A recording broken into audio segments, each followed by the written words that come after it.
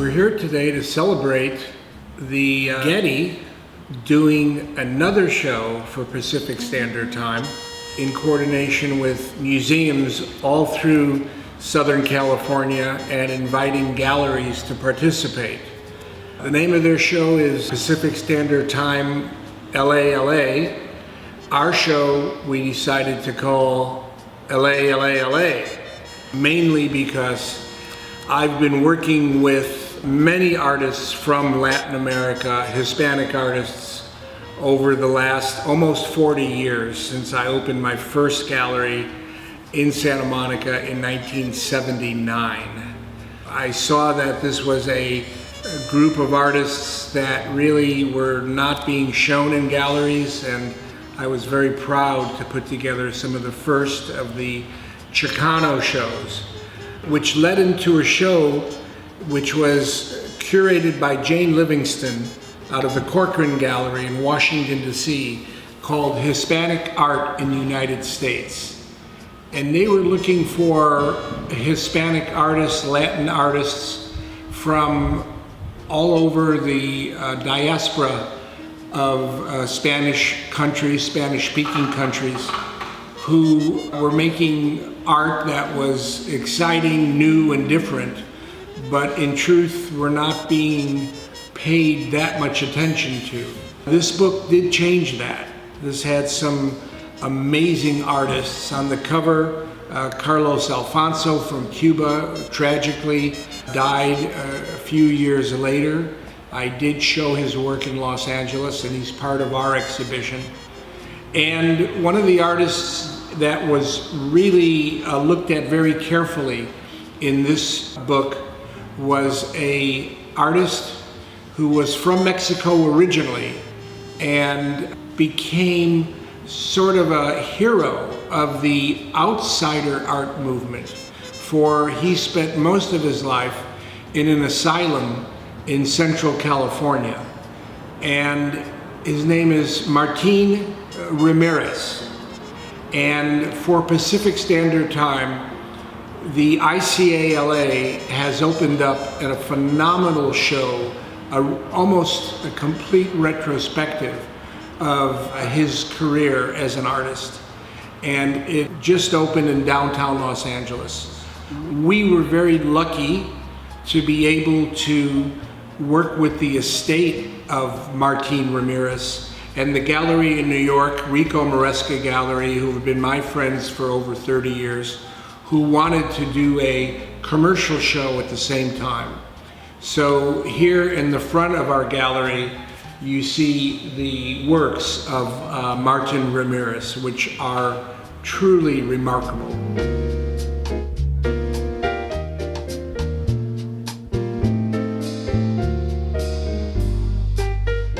When Martin came up from Mexico, he was planning on working on the railroad and didn't speak English.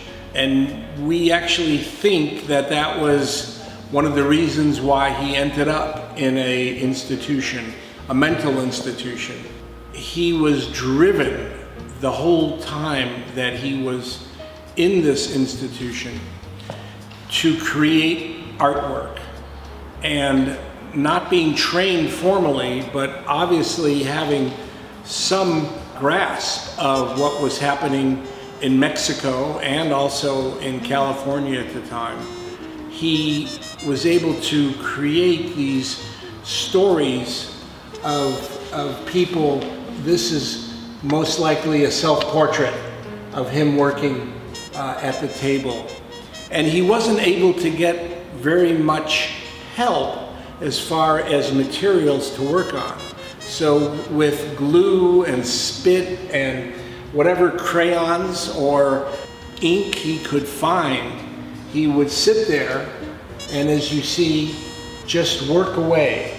This is a reoccurring theme, these incredible geometric yet individual archways.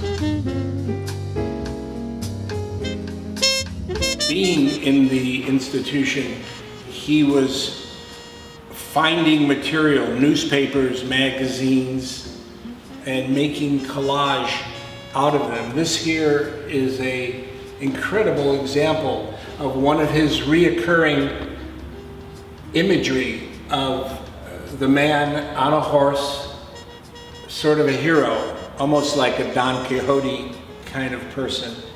In the inside of this incredible puzzle of geometric form, and yet at the bottom, pieced together, he took a contemporary ad from the 1950s, was when he did his work.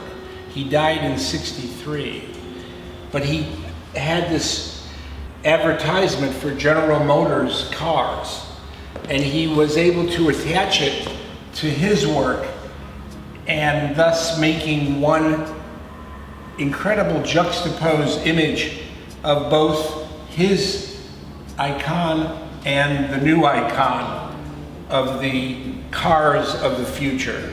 And in the same vein, using a cutout of a newspaper, collage, he's taken this fashionable model contemporary lady and put her in the middle of his wonderful geometric piece. I just noticed he dated this September 1953 up above. And here you see another brilliant work of the cowboy on the horse in his gestural emotion of joy, obviously a form of escapism within the magical work.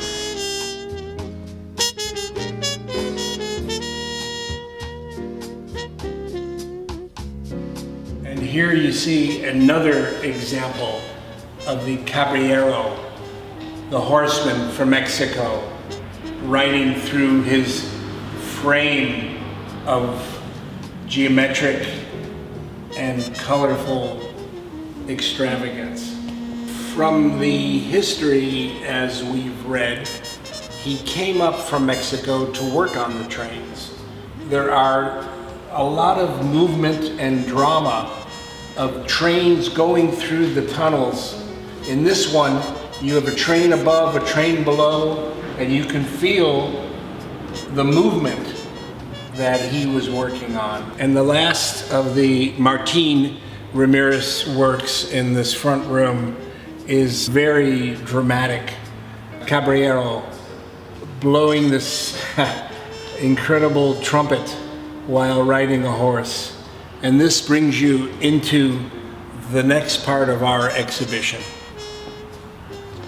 Going from 50s and 60s, we go to a very important work by one of the masters of the Chicano Art Movement, and actually a great painter in his own right, Carlos Almaraz, who started working in the late 60s, and this piece here is a really incredible example of a watercolor gouache that he did in 1970. In 1974, Carlos was part of a group of 4 artists called Los Four. That was actually the first show of Chicano artists to be shown at LACMA. This piece is from the Los Four exhibition from 1974, taken from a painting that was done, that's hanging in LACMA now, from 1972. It was Carlos, Beto de la Rocha, Frank Romero, and Gilbert Magoo Lujan were the Los Four. In this exhibition, we have examples of all of that work. 1994, at my gallery on Broadway, I did a show with the remaining Los Four, with Beto, Gilbert, and Frank, and this was the commemorative silkscreen that they put together, and we have a few of these. This is the original photograph from the Los Four exhibition taken by Oscar Castillo. Throughout this exhibition, we have added photos by Oscar to show you the other artists who we think are important to this movement. And here you see a photo taken by Oscar of Richard Duardo, who was the master printer who put most of the graphic works together that are in this exhibition, and a very interesting artist in his own right.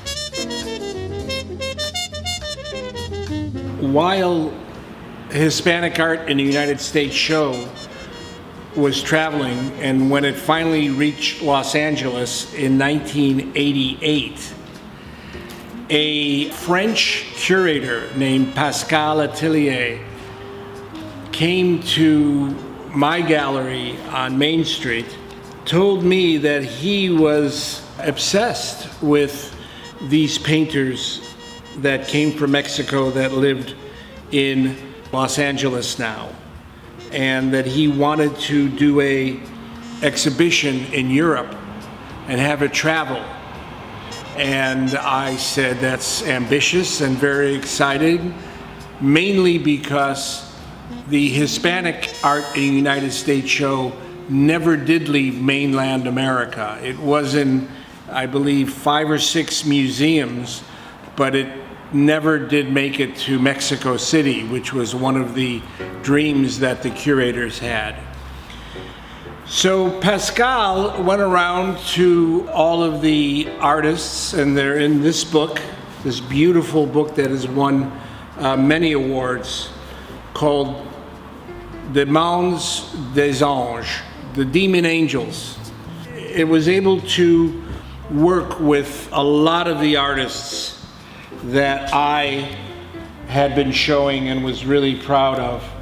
It even had one of the artists, which was not a painter per se, but a conceptual artist, Daniel Martinez. We were able to get a billboard that was across the street from LACMA that was 14 feet by 38 feet. And this billboard traveled to all these exhibitions, to Stockholm, Sweden, to Barcelona, to other ports in France, mainly Le Havre, where Pascal was the director of the museum. And it wasn't until the billboard had reached Lyon, France, that it was knocked down and destroyed. And we got the billboard back in pieces, but it was very dramatic. In my opinion, one of the really important great artists that was both in the Hispanic Art and the United States show and featured in the Demon Angel show is John Valadez.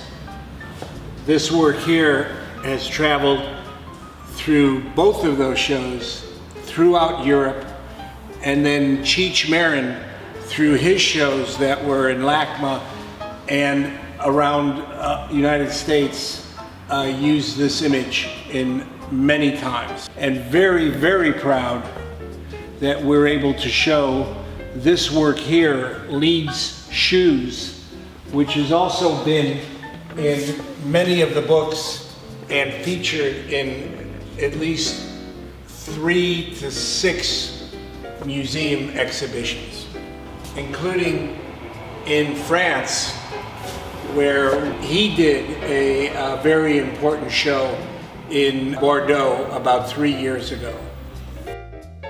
We're very happy to have a very interesting selection of the work of Frank Romero, who of course was in both exhibitions and part of Los Four. One of the early artists of this 70s and 80s Chicano art movement, one of the members of OSCA, which was a performance group that was included with Gronk and Harry Gamboa, Diane Gamboa, Daniel Martinez.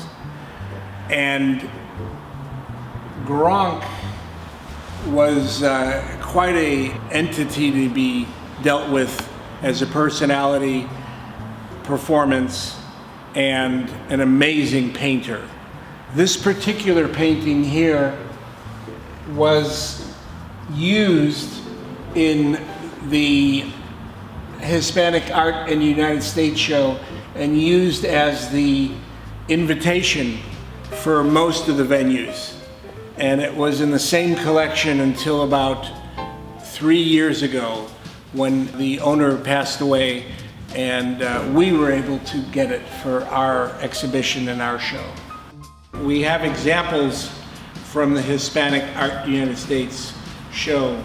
The cover artist, again, Carlos Alfonso. Here you see an incredible stone marble sculpture by Jesus Batista Morales. And if you listen closely, you can hear the beautiful sound. Rudy Fernandez.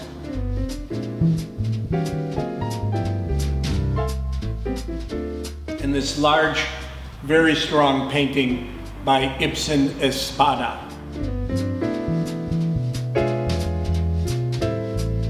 An artist from Chicago, a Cuban artist, and you see the works of these 3 paintings above, 2 of which are in the catalog by Paul Sierra.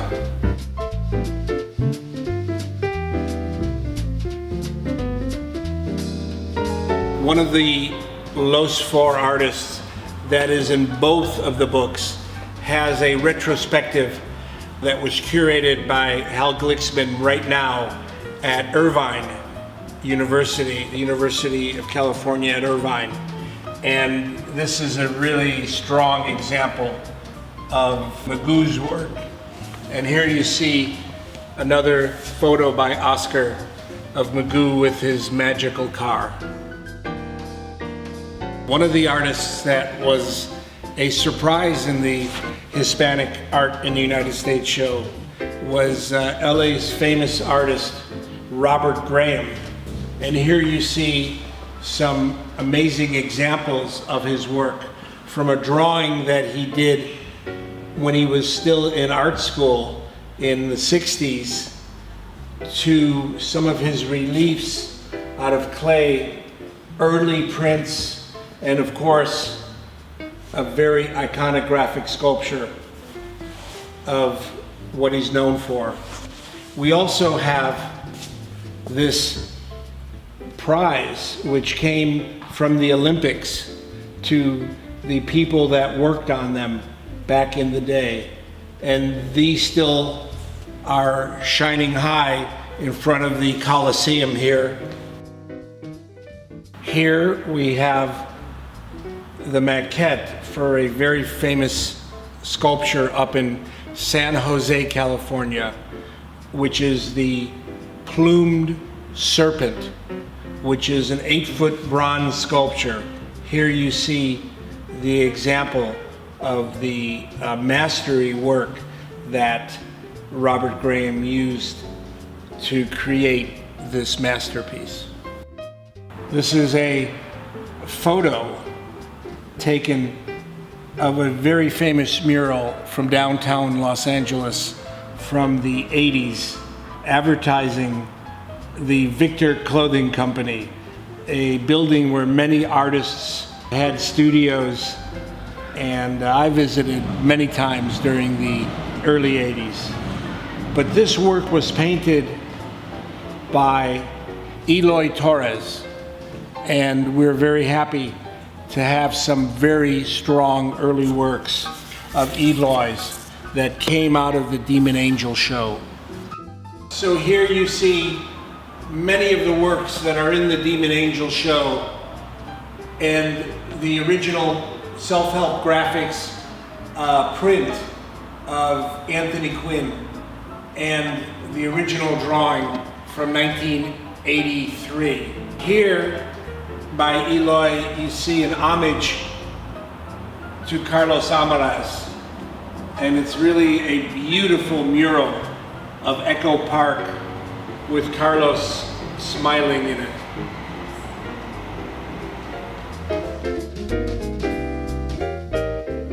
Three of the women artists that were the Chicana part of the art movement through the 80s. Here we have a great photo by Oscar Castillo of Patsy Valadez. And here you see Judith Hernandez and works by Margaret Garcia. From the Philippines, we have an artist that I worked with in the 80s, Manuel Ocampo, with this painting and this monotype. And these are two examples of Manuel's work on the back of jean jackets. Also from the 80s. And an artist that I love and who we've worked with for a long time from the Philippines, Sal Aquino. And these are two very interesting examples of his work from the 80s. And he sent me a new painting for the show, which is quite beautiful.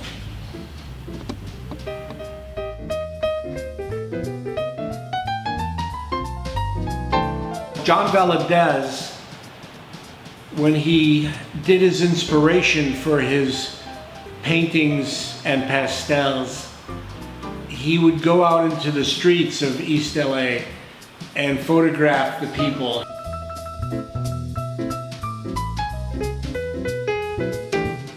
We have these, and we also have in the cases some vintage photographs. These were printed about 5 years ago.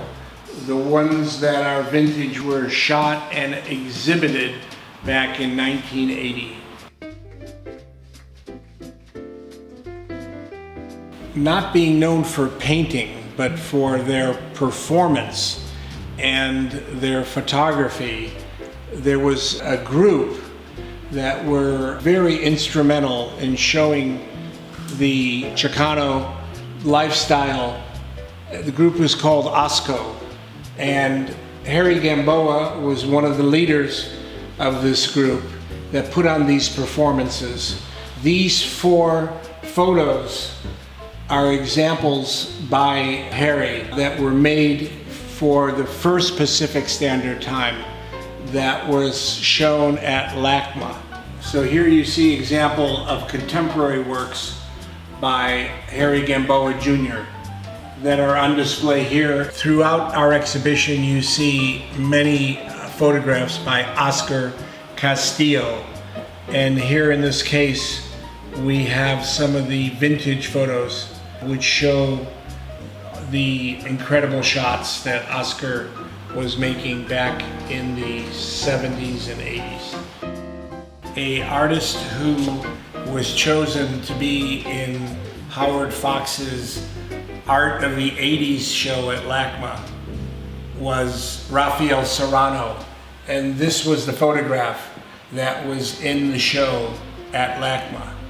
He's also an amazing painter.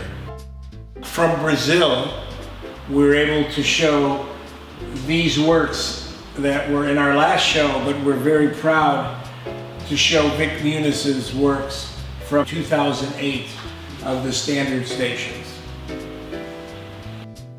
One of the paintings that we're very proud to have in the show by Frank Romero, which was featured in the Hispanic book, is this incredible painting of his dog Toto, painted in 1984. So I hope you've enjoyed this sampling of my Lalala show. It'll be up through the 14th of October, and then we will start getting ready for our annual November auction, which will be held November 18th and 19th. And many of these works, if they're not sold, will be up in that auction.